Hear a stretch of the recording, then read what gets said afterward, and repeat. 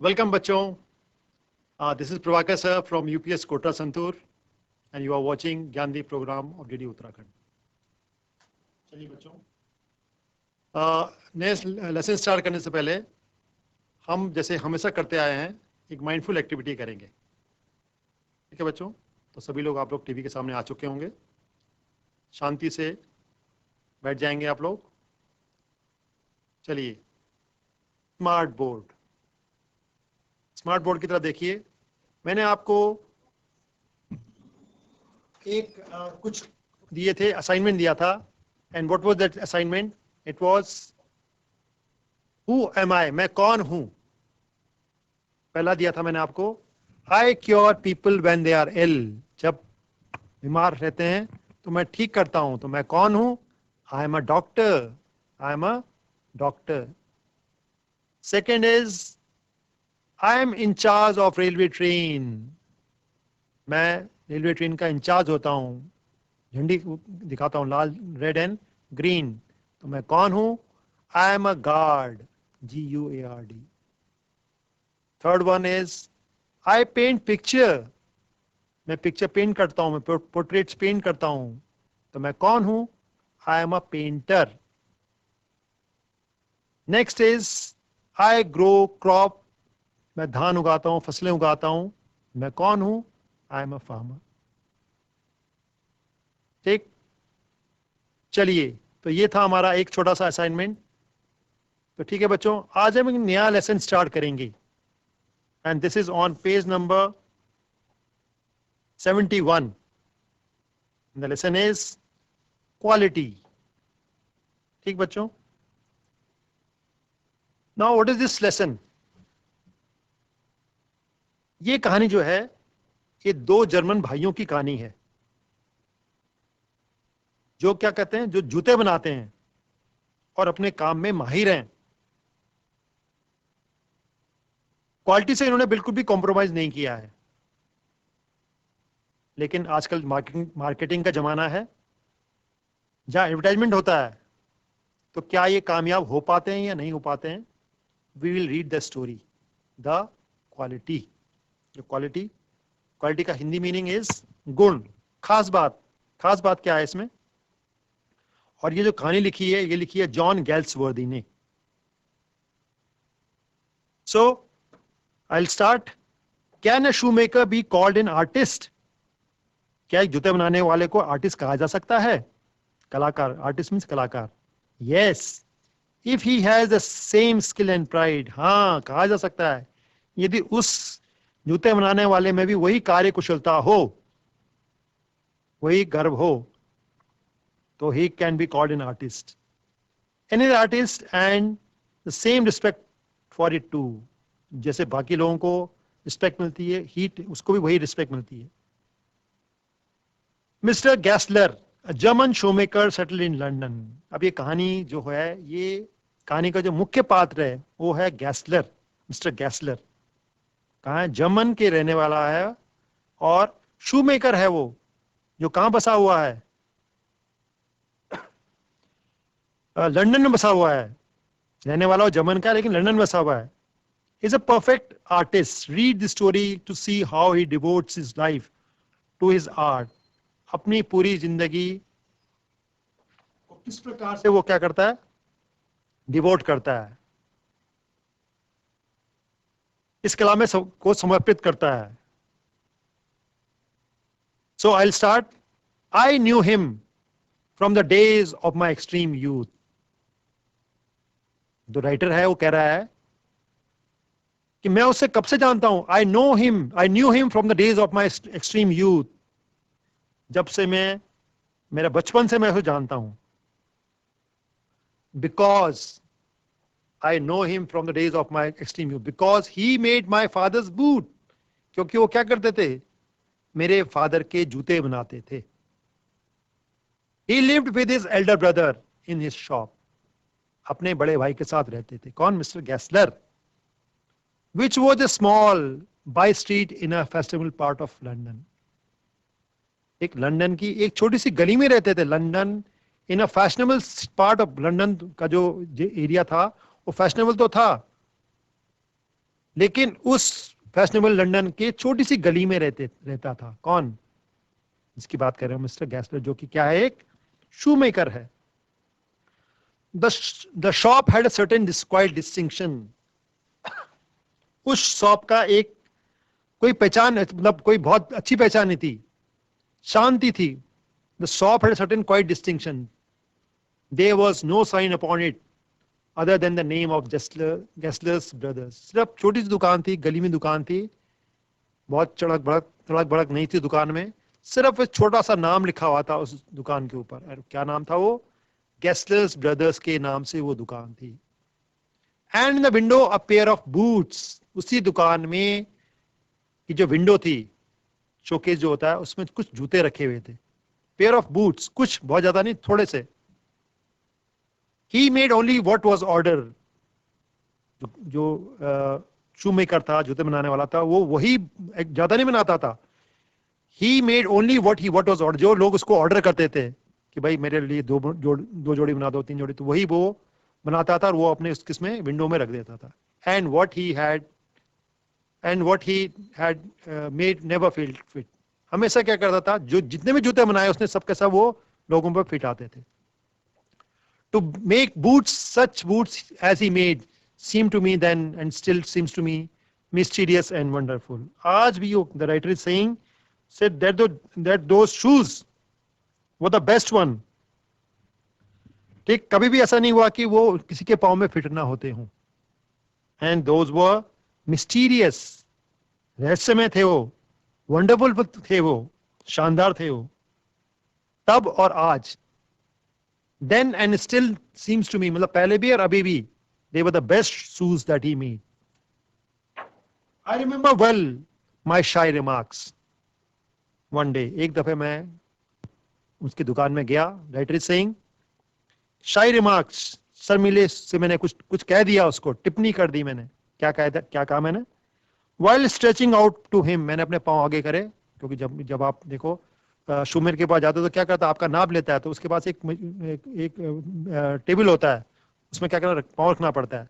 तो वही same thing is, जो राइटर था वो गया, उसने पांव उस टेबल के ऊपर रखा अपना नाप करने के लिए।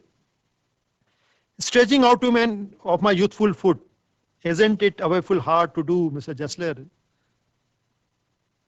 भाई, isn't it a awful hard to do? आज का मतलब दुख देने वाला, मतलब ये आपका जो काम है, क्या आप इस काम को एंजॉय करते हो? मतलब भाई, आप एक शू मेकर हो और शायद आप काम को एंजॉय नहीं करते हो, जबरदस्ती कुछ मजबूरी हो आपकी। लेकिन उनका आंसर क्या था? And is answer given with a sudden smile. उसका दुख नहीं हुआ, he had a smile on his face. चेहरे पे क्या थी? स्माइल थी। Out of his redness of his beard, ठीक, दाढ़ी पाले हुए, दाढ़ी है उसकी, on his beard, it's an art, ये कला है, ठीक, ये इट इज एन आर्ट। अब चूंकि देखो बच्चों, ID, it is an art, ARDT, ये क्या है? ये प्रॉपर इंग्लिश नहीं है, ये एक जर्मन है। क्योंकि मैंने स्टार्टिंग में पढ़ा, क्या पढ़ा, कि जो ये व्यक्ति है कहाँ का रहने वाला है? जर्मन का है। कहाँ बसा हुआ है? लंदन बसा हुआ है। तो जर्मन एसेंट उसका आ रहा है, उसकी बोल में क्या, तो इट इज एन आर्ट, कहने का मतलब है ये कला है, it is an art. It was not possible to go to him very often. Writer कह रहा है कि मुझे बार बार जाना उसके पास नहीं होता था। His boots lasted, क्यों कि his boots lasted terribly, बहुत दिन तक चलते थे।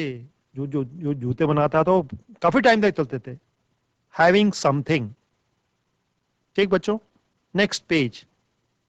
अब आप देख सकते हैं बच्चों, फोटो भी देखेंगे आप उसको।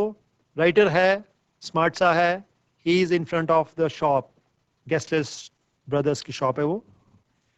Beyond the temporary, having something beyond the temporary, some essence of boot stitch to him, मतलब उनके जो जूते बनाता था वो, उसमें कुछ अलग ही क्या था? एसेंस था, खुशबू थी। मतलब जिसके लिए भी जूते बनाए वो उसके लिए फिट आते थे। One went in, not as into most shops, but restfully as one enters such as. उसकी दुकान में ऐसे ही जाया जा सकता है जैसे कि कोई चर्च में जाता है. Church is a religious place of Christians. तो मतलब कहने का है कि उनकी दुकान में बड़ा धैर्यपूर्वक जाया जाता था. One went in not as a, जैसे कि आप आम दुकान में जाते हैं और वापस आ जाते हैं, ऐसे नहीं. उसकी दुकान में विशेष तौर से जाया जाता था. And sitting on a single wooden chair waited. We used to wait. एक कुर्सी होती थी, ज्यादा नहीं होता था. एक कुर्सी में वो बैठाता था और हमें वेट करने के लिए कहता था. Waited. A guttural sound. Guttural means गले से कुछ आवाज जो निकलते हैं, that is guttural sound. And a tip tap of his slippers beating the narrow wooden stairs. तो जब वो पता लगता था कि भाई कोई ग्राहक मेरे दुकान में आ गया, गेस्टर की दुकान में, तो क्या करता था वो, अपनी दुकान से टिप टैप करके नीचे सीढ़ी उतर जाता था. Of his slippers beating the narrow wooden stairs. सीढ़ियां होती थी, लकड़ी की सीढ़ियां बनी हुई हैं, उससे उतरता था. And he would stand before one white without coat. ठीक सामने आ गया, कोट पहना हुआ है. अ लिटिल बेंड, थोड़ा झुका हुआ था क्योंकि एज काफी थी. In leather apron. Leather apron means चमड़े का जो एप्रन होता है, जनरली जो अगर आप किसी उसके पास जाएंगे, जूते बनाने वाले के पास, तो उसके पास एक चमड़े का एप्रन होता है जो आगे पहना रहता है. Leather apron with sleeves turn back. Sleeves भी मुड़ी हुई थी उसने अपनी कमीज की. Little turn back. ब्लिंकिंग, आंखें झपका रहा था. As if awaken for some dreams of boot. जैसे कि सपनों की जो उसके सपना की किसकी बूटों जो सपनों की दुनिया थी जूतों की, उससे वो बाहर निकल के आ गया. तो जूतों की जो सपनों की दुनिया से वो बाहर निकल करके आ गया हो. Because he was always busy with his shoes, making shoes. And I would say, how do you do mister Gessler. मैं जाता तो पूछता था कि कैसे हैं, क्या हाल चाल है Gessler ji. Could you make me a pair of Russian leather boots. क्या आप मेरे लिए रशियन लेदर के जूते बना सकते हैं. Without a word he would leave me retiring whence. बिना कुछ कहे हुए, मतलब मैंने उसको ऑर्डर दिया, उसने सुना. Without a word he would leave me retiring. Retire means छोड़ करके. वेंस, जहां से. he came or into the other portion of the shop. मतलब बिना कहे हुए वो he used to go to the, क्या लेने के लिए, चमड़ा लेने के लिए चला गया, दिखाने के लिए कि भाई किस प्रकार का वो बनाएगा.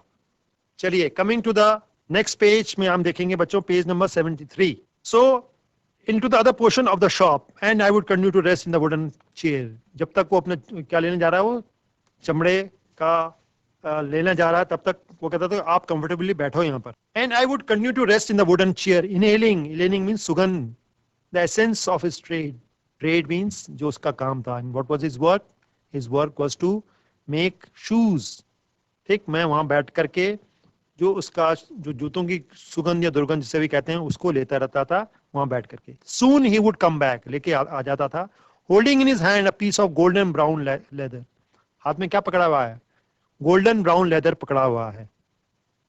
अच्छी क्वालिटी का रशियन लेदर है ये. With eyes fixed on it he would remark. ठीक, अपने अपने जो हाथ में चमड़े का वो है उसको पकड़ कर कहता था, व्हाट अ ब्यूटीफुल पीस. देखो कितना सुंदर टुकड़ा है. When I too had admired it. और जब मैं भी प्रशंसा करता था, he would speak again. When do you want them? When do you want them? तुम्हें कब चाहिए जूता मतलब बनाया.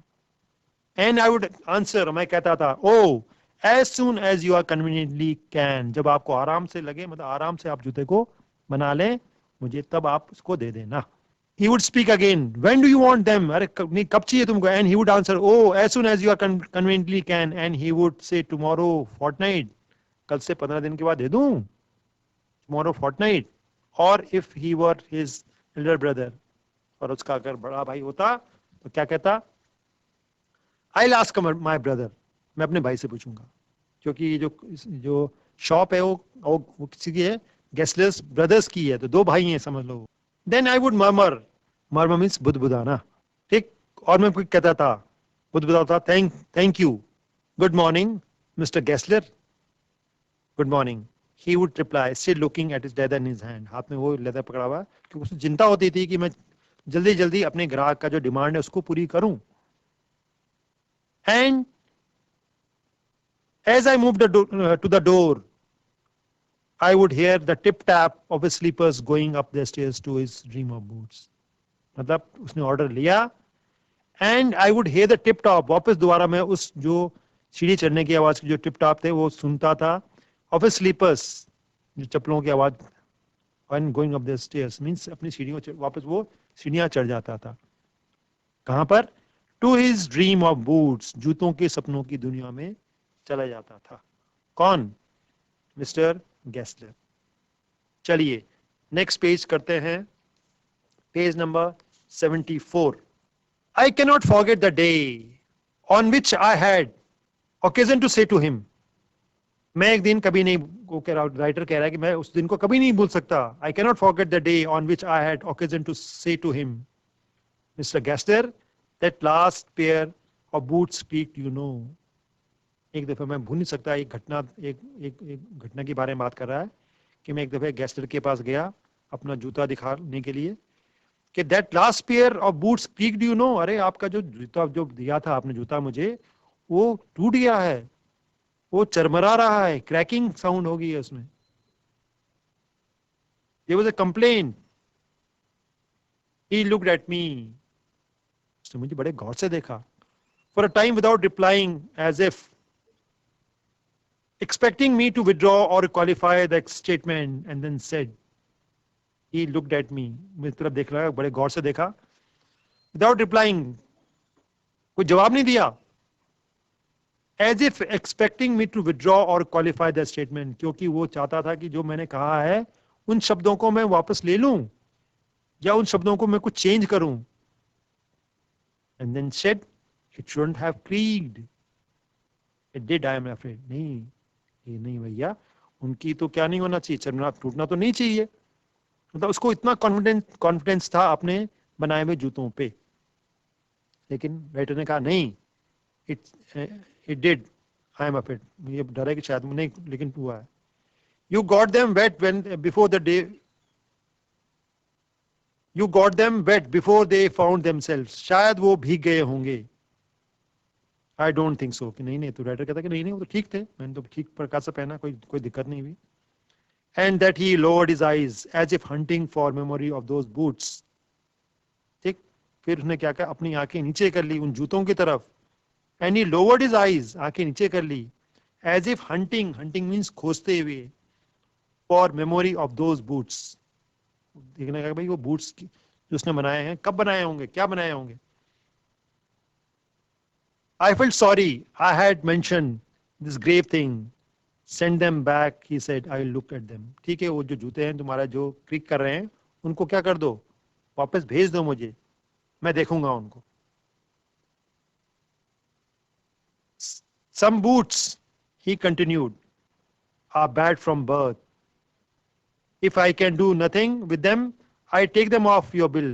यदि मेरे बनाए हुए जूते आपको पसंद नहीं है, ठीक न लगे, तो क्या करूंगा मैं उसको, मैं वापस ले लूंगा, और जो मैं उसका पैसा भी तुम्हें वापस करूंगा। देखो how confident he is. Some boots are bad, हाँ मतलब वो बात अपनी एक्सेप्ट कर रहा है कि हो सकता है गलती हो गई हो, लेकिन कुछ जूते ही, कुछ चमड़ा ही ऐसा होता है। Some boots are bad from birth, कुछ बचपन से ही, मतलब जो कुछ खराबी होते हैं चमड़े वाले। If I can do nothing, यदि मैं उन जूतों को ठीक नहीं कर पाया तो मैं क्या करूंगा, I'll take them off your bill, मैं पैसे उसके तुमको वापस कर दूंगा। Once only I went absent-mindedly into the shop in a pair of boots brought in an emergency at some large firms. ठीक, मतलब कि ये कह कि अगर मतलब इतना को था वो कि भाई उसके बनाए जो थे यदि कोई खराब भी होते थे उसको एक्सेप्ट कर लेता कि हाँ हो सकता है चमड़ा खराब हो गया हो, और वो वापस भी करने को तैयार रहता था, पैसे भी वापस करने को तैयार रहता था। Now the writer says, एक दफे क्या हुआ, once only, एक दफे और एक दफे सिर्फ, I went absent-mindedly, बिना सोचे विचारे में एक दफे में उसकी दुकान में चला गया। into his shop,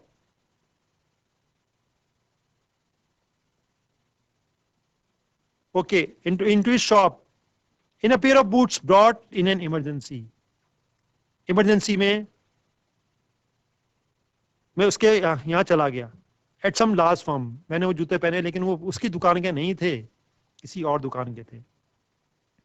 He took my order without showing me any leather, and I could feel his eyes penetrating the inferior covering of my boots, of my foot. ठीक. और मैं बिना मतलब मुझे जानबूझ मतलब क्या हुआ कि मैं चला गया दुकान में. He took my order without showing me. मैंने उसको ऑर्डर देखा भाई मुझे जूते चाहिए, और लेकिन उसकी नजर कहाँ पड़ गई, मेरे जूतों में पड़ गई. Showing me any leather, I could feel his eyes penetrating. Penetrating means भेदना. The inferior covering of my foot, मतलब निम्न स्तर का जो मैं जूता पहना हुआ था उसको वो बड़े गौर से देखने लगा. कौन? Mister Gessler. Atas, he said, those are not my boots. ये तो मेरे जूते, मेरे दुकान के जूते नहीं हैं. The tone was not one of anger. ठीक है बच्चों. Since this lesson is too long, ये लंबा थोड़ा लेसन है, इसलिए हम इसको थोड़ा सा कंटिन्यू करेंगे. तो हमेशा की तरह मैं आपको एक क्वेश्चन दे रहा हूं इसका, जब हम उसको नेक्स्ट करेंगे. चलिए, एक असाइनमेंट में आपको, जब हम नेक्स्ट लेसन पढ़ेंगे तो एक क्वेश्चन मैं आपको दे रहा हूं जितना हमने पढ़ चुके हैं. And the question is, what was the author's opinion about mister Gessler as a boot maker. Author का क्या ओपिनियन था, क्या निष्कर्ष था कि जेस्लर कैसा व्यक्ति है, कैसा बूट मेकर है. चलिए, हमेशा की तरह some interesting fact of English. अब वो क्या है? It is longest English word in normal use that contain no letter more than once. ये एक ऐसा शब्द है, ये longest word है इंग्लिश में जिसमें कोई भी शब्द रिपीट नहीं हुआ है. जैसे A B C D E F है, तो इसमें कोई भी शब्द जो अगर एक शब्द एक ही दफा आया है, and the word is uncopyrightable. U N C O P Y R I G H T A B L E. So this is the longest English word in normal use that contains no letter more than once. It is uncopyrightable. तो ठीक है बच्चों, that is all for today. ठीक है बच्चों, तो next session में मिलेंगे. Now do take care of yourself. Okay, bye bye.